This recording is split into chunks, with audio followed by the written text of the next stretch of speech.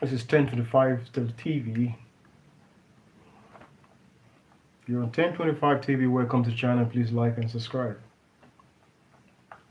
Today, I'd like to share something very important with us, especially if you're an African living in Africa, in the diaspora. This message actually for diaspora. Some of the things we've learned and I've seen here.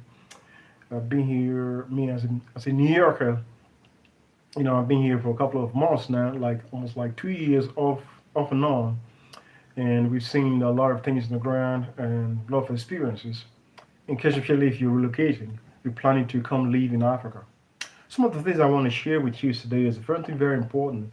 Some top diaspora relocation mistakes in Africa.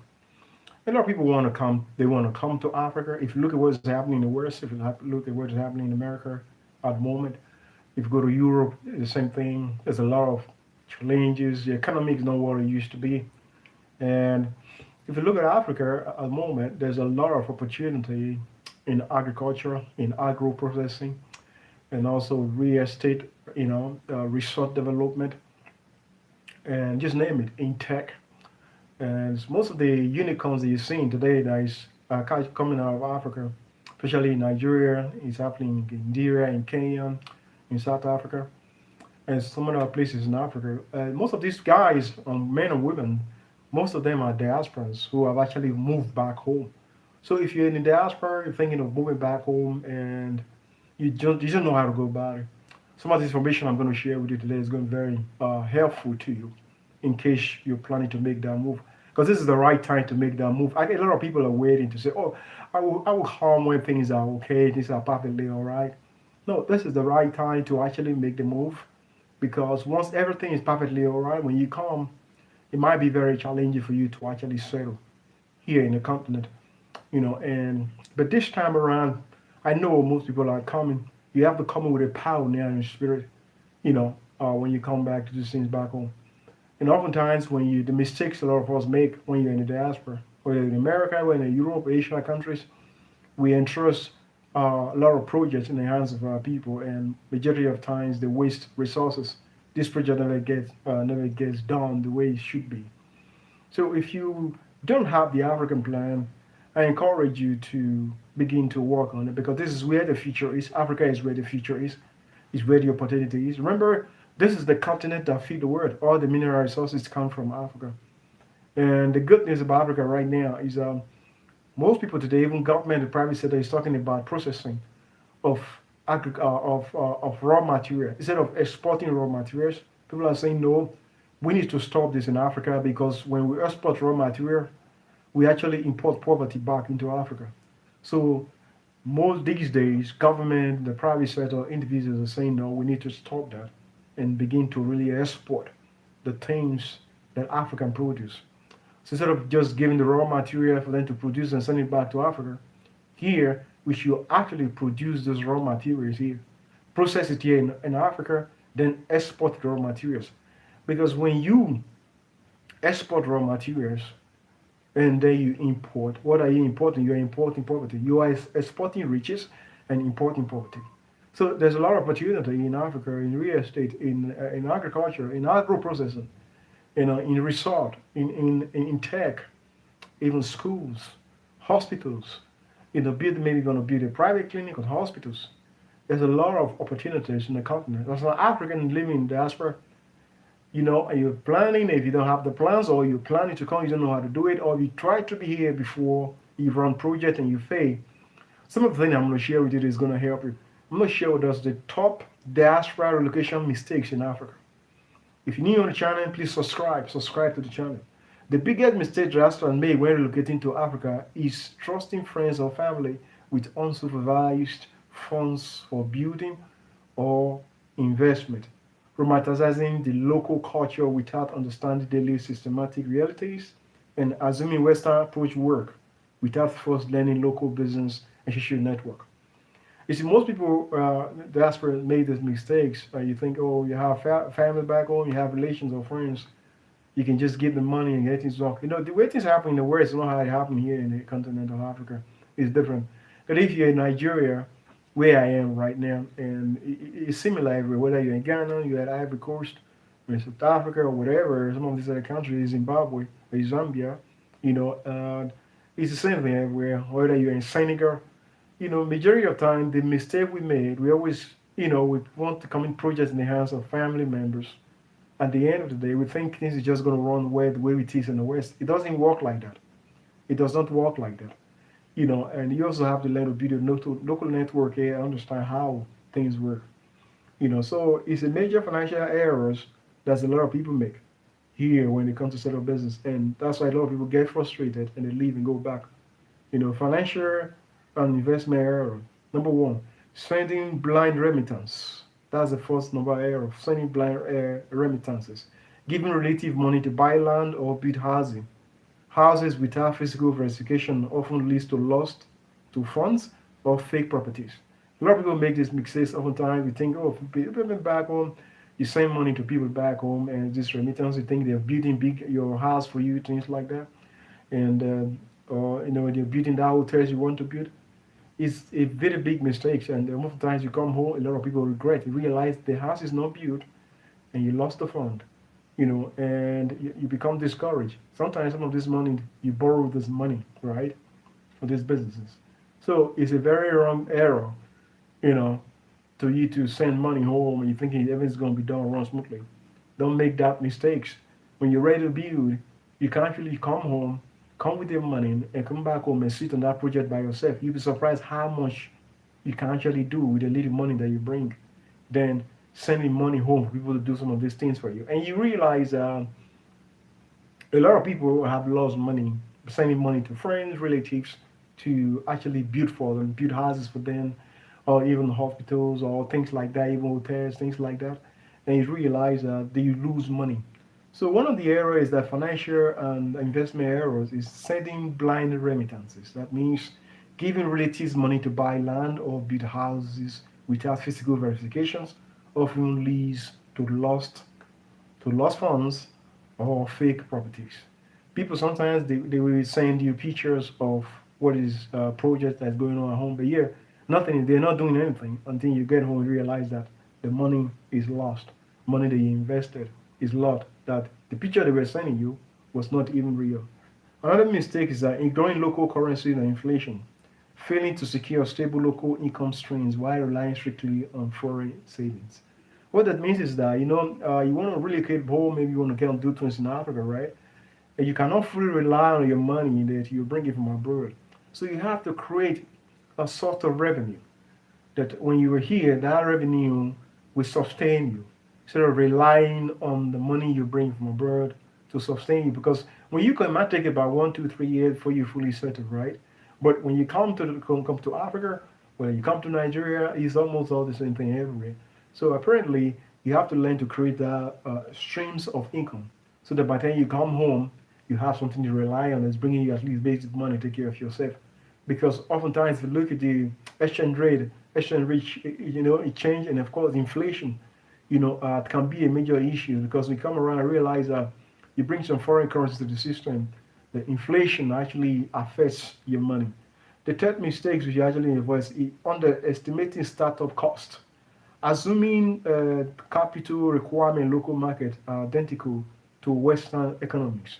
You see, the operations in Nigeria, for instance, now, I use Nigeria as an example. That's where I am operating. And other African countries, we face a lot of issues, right? The issue of power. Majority of the time, when you want to set up business in Nigeria, whether it's Nigeria, South Africa, let's say Ghana, for instance, now, Nigeria, Ghana, Ivory Coast, let's go to Southern Africa, let's say Zambia, for instance, now, Gambia or Senegal, anywhere, whether it's Nigeria, for instance, now. You see, majority of times, most of the infrastructures are not in place. You have to create all the infrastructure. Power is a major problem in Africa, right? It's everywhere, a shortage of power. So you will have to think about all those things, the water provisions, sometimes even access roads is not available, right? But these are some of the things that is on the ground you have to understand. It's not like in Western countries that most of things are already in place. So it's quite different. So the capital you need to get some work done is of course you're a little bit more, but then you need to put some of these things in considerations before coming to Africa to invest. No, never underestimate your startup cost. Assuming capital requirement, local market identical. It's not identical to Western economy. It's not identical. So the money you need to get things done here in Africa, in Nigeria, is not identical to what you're going to need to do to get things done in Europe, for instance, or America, right? If you're starting up a business, it's quite different. So another important point I want to bring to us is social and cultural missteps. Okay, the foreign tax attitude, you know, displaying wealth or floating in diaspora background, which immediately inflate prices for services and goods. Don't make the mistakes. If you come into if you come into to invest, for instance, in Africa, or if you come into Nigeria, you don't need to show people they are from the West. It's not important. Because majority of time, things you would have get for 1 naira, you probably get it for 1,000 naira. Something you would have get for 2,000 naira, you're gonna get it for 10,000 naira. A goods and services you could have get for maybe 20,000 naira, they're going to inflate it. So you don't have to do that. And what I normally do, first time when I came here was, I normally like to use people who are already on the ground to help me make some purchases, right? Because once they hear your accent, right, people know that, oh, this guy's not around for a long time, and they will try to rip you off. It happened everywhere, even in America. It happened everywhere. I travel a lot, and things like that. It's like, when you travel a couple of countries, a taxi man who's going to a short level will just take you and drive you all around to all places because you're new in town. He wants to overcharge you. It happens all the time. So apparently, if you come to Africa, if you come to Nigeria, for instance, want to do business, you don't have to start floating your weight here and there. It's not important. Oftentimes, they also actually expose you to insecurity. You know what I mean? So don't do that. It's not important. Just take it easy and take it cool. And majority of time, if you need to really buy some things, you want to do construction or to get things done, get somebody who is reliable. Because sometimes, let me tell you this, people oftentimes, maybe you go to fix your car here. It happens a lot, right? The mechanic is going to tell you, so it's going to take you to a place you buy the parts. But when he goes there, something you're supposed to buy at maybe 100 naira, the part owner, he knows this guy, this mechanic guy. He's going to add 100 naira to that money. You're paying 200 naira. So he has to be somebody. It happens a lot of things. Okay, so you're going to, let's say you're buying construction materials now, and the guy you're going to use the Messi guy. Is because I'll take you to go buy the materials. That's all right. You buy the material, you pay me for labor. But you realize that when you're going, this guy is a nosing. When he comes, he will add 5 or 10% to that goods and services. That's what we're talking about. You need to have how to understand this things actually exist, so you know how to avoid it. So even if you're paying for somebody to come and work for you, and you're going to take this guy, and then you made the Messi guy, you're doing the construction, maybe you're constructing your hotel or your home or something like that, business, right? What you got to do, you don't take the labor guy you're going to use. You don't take, say, somebody who you really trust, and he has proven himself, right? So take somebody who is not even a Messi guy. You even take it to construction materials, they have different prices. You can get the right price. Because oftentimes, if you take that Messi guy, it's going to take you to a place to get supplies. When they get there, they will add 10% to what you are purchasing. You know what I mean? These are the things we are talking about, that the foreign tax attitude. So when they know you're foreign, you're coming, and people want to overcharge you for everything. You know what I mean? So you can avoid all these errors, right? By understanding the culture, the systems, the social norms. So by the time you get to the stores or you want to buy something, you're able to go there with somebody who knows the ground, who will not add 10%. So when you buy this thing, the Messi guys come, yeah, they know, and of course you pay them for their labor when they do the job. Don't let the Messi guy take you there, or for instance, now to go buy the materials you need for your constructions. They're going to rip you off big time. So if you hear, you don't have to, uh, there's no need floating what you have. It's not important. I've traveled a lot. I learned one thing, and I'll tell you, even if you're wealthy, you're a millionaire, oftentimes just take it easy, because oftentimes when you overfloat your weight, you attract insecurity to yourself, and just live life simply. So if you're coming from diaspora, you're coming home, just take it easy and try to come down to people's level, so that you don't overexpose yourself, and somebody want to jack you because this guy's from abroad, and they want to rip you off. Not only rip you off, they want to steal from you or things like that. So that's very careful, you know, Because when you buy goods here, people know, like I said, somebody will try to take advantage of you. It happens everywhere. So here it's no different too. You here in Nigeria or some other places. It's even worse in some places.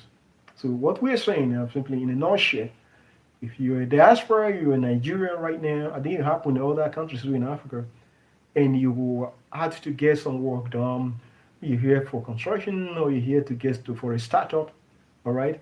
Try to understand the social norms here, okay? And so that people don't take advantage of you. I know I give you an example of a Macy guy now who's going to construct your house, for instance. Now, if you want to buy construction, let it give you the list of the construction. In fact, let it give you all the list of the construction. If you like, you can actually use two Macy guy who will give you the list of the construction materials you need. Because people also steal construction materials, okay? And you cannot use that list. Get somebody else who knows the ground very well. Go to the supplier and get those lists by yourself, you and the person who's not going to add 10% because of 10, 15%. Sometimes they won't add 50, they don't care. They can add 25% above the price you're supposed to pay.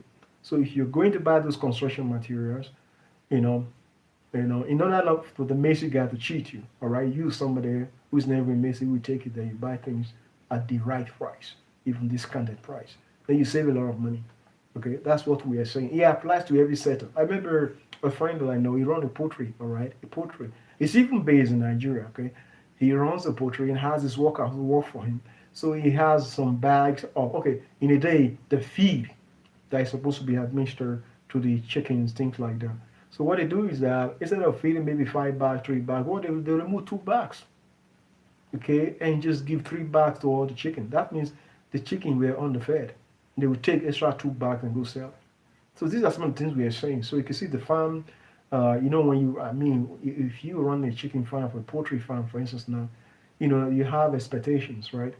And it depends on the number of feed you will feed to the animal. They'll start laying eggs also time. If the animals are not properly fed, you're going to lose money. And because there's a specific time you should feed the animals, the chicken, before you coil them up, before you set them off, or before you start laying eggs. So if they are not properly fed, what happens? The chicken will not reach that maturity level. So what they were doing is these guys, the staff, he was not around. What they were doing is that they would take some poultry bags, the feed, the chicken feed, right? They take about 2 bags or 1 bag out completely, and when they come, they showing just empty bag. Because these are the bags that we feed the chicken today. But until one day he finally get to understand this is what was happening when he was not around. When he calls and they say, oh yeah, the bears have been fed, or the 3 bags that for the feed, the poultry feed, we give everything out, whereas they already took out 2 bags, and the chicken were underfed, So when the chicken was not really much more productivity, he get to realize what was happening. He did monitor and realize what these staff were doing. He fired out those staff and bring new people in. So these are some of the things we're saying, because you want to run losses. Because when you come, if you're a diaspora, you're coming home to get things done here, your money run quickly, right? Because number one, it might take you 1 to 3 years before your business start making money. So there are so many ways you can actually get things done here. You save a lot of money and things go actually run smoothly. So understand the social norms at home. Number two, expecting Western infrastructure.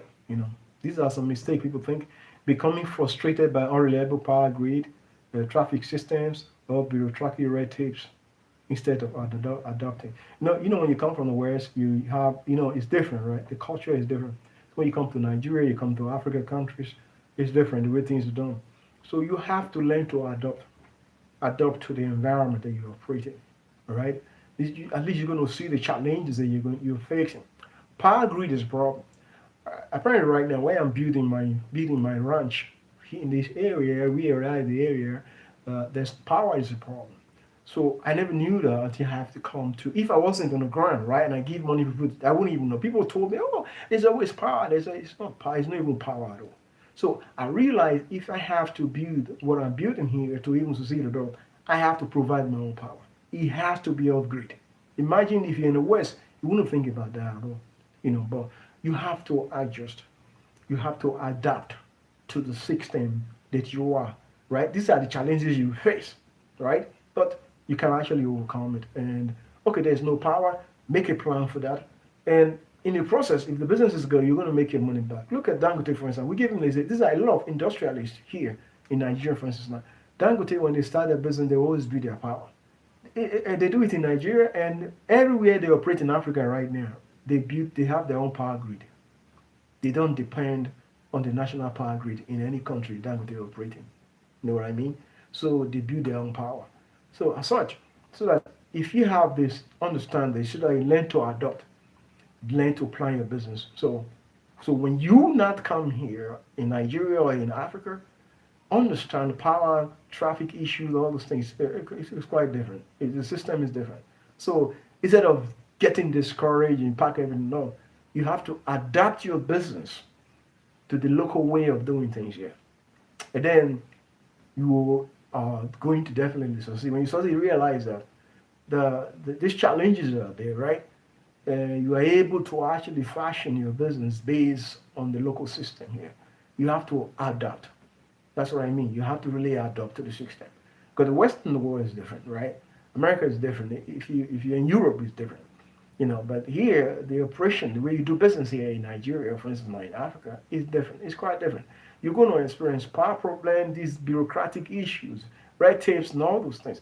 But you have to find a way around it, okay?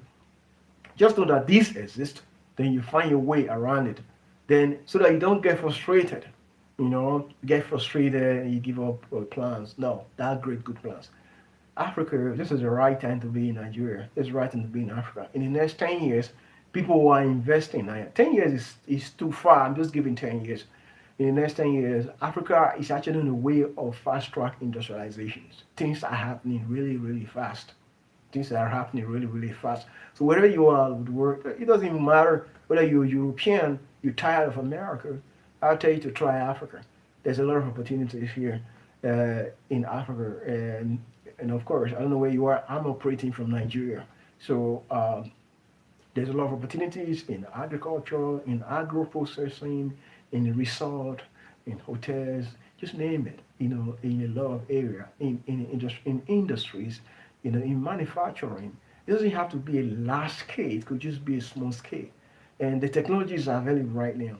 You can actually get this technology, machineries in China to come to Africa and set up easily. So we say that most of the challenges we face are mainly power, right? And some of the other stuff. So when you come here, don't come with a Western mind. Come here, adapt to the social norm system here, and get things done. You will succeed. There's a lot of foreigners, for instance, now in Nigeria. There's a lot of Lebanese. There's a lot of Indians operating in Nigeria. There's a lot of Chinese operating in Nigeria. And they're succeeding. It's not only here; they're all over Africa anyway. These are guys who just came to hustle, and they're making it. So if they can make it, I wonder why you, as a black man or black woman, cannot succeed here in Nigeria and Africa, because this is where the future is. The future is not in the West anymore. The future is right here in Nigeria. The future is right here in Africa. This is where you're going to find all the comfort that you need, because America and Europe is overly exploited. But here there's a lot of raw material to be processed. That's what we are saying. And the population is young. Another good thing I'll tell you about Africa, about Nigeria, for instance, labor is very cheap here, and it's same thing in many African countries. And the weather is good too. Number two, isolating from locals. That's another area people miss. Some people coming from the diaspora, they want to isolate themselves. You don't have to do that. Try to get into the community and get to know people. Remain in exclusive expat bubble, right? Rather than integrating deeply into the local community. So when you are a diaspora operating in Africa, right? Don't isolate yourself. Think, I'm from diaspora, I come from abroad, blah blah blah, things like that. No. Don't stay in that exclusive expat bubble. You know what I mean? That exclusive expat club. No. You need to go out.